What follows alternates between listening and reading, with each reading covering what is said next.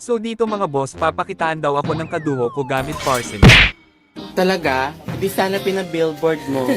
Ito pala matches at win rate ng Parson niya. Hey y'all, come look at this.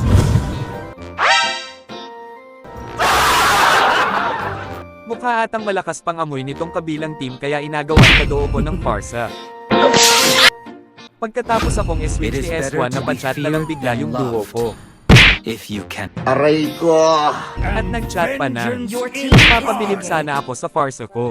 Talaga, Charmin?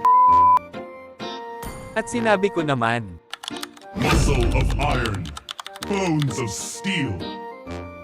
hahaha talaga ba? Ete po. At nag-reply na naman siya, magaling na ako mag-farsa kaso farsa nga lang.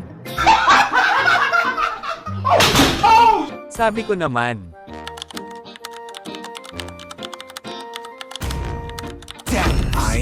nakahayog lang. Nag-chat ako dito ng, Do you want to make friends with Nana?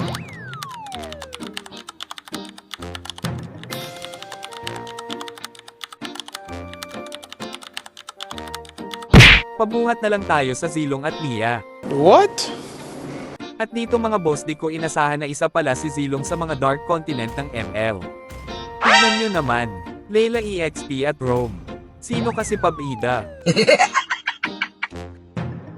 Ito nga pala line-up namin. At ito naman line-up ng aming kalaro. Pero bago ang lahat sa mga hindi pa nakakakilala dyan sa akin ay ako pala si Mark na tahimik lang. Si Mark,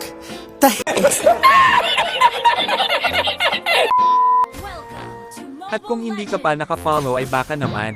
Dito mga boss imbis na tayo yung pakitaan ng kadoon natin buhatin na lang natin sila gamit aaman na AFK. Kalmado lang akong naglalaro pero may hindi ako inaasahang mangyayari. Ano paki ko? Pero bago ang sakuna ay ito muna ang mga nagawa ko. 2 beses ko pinauwi ng base yung Badang at isa naman tong si Franco.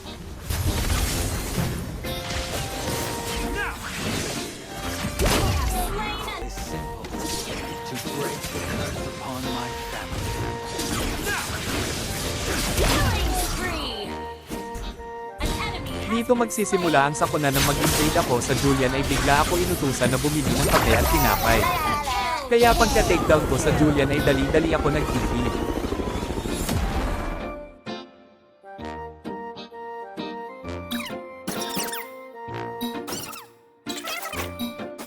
One eternity later.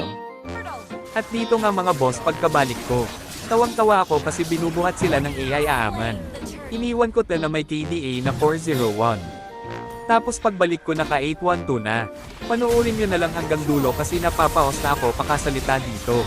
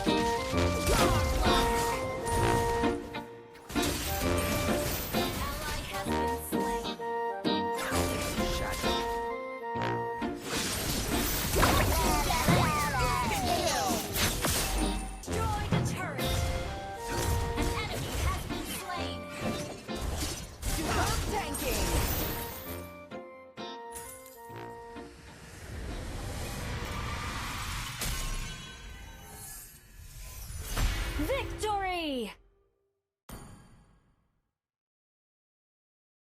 MVP sana tayo dito kaso na AFK.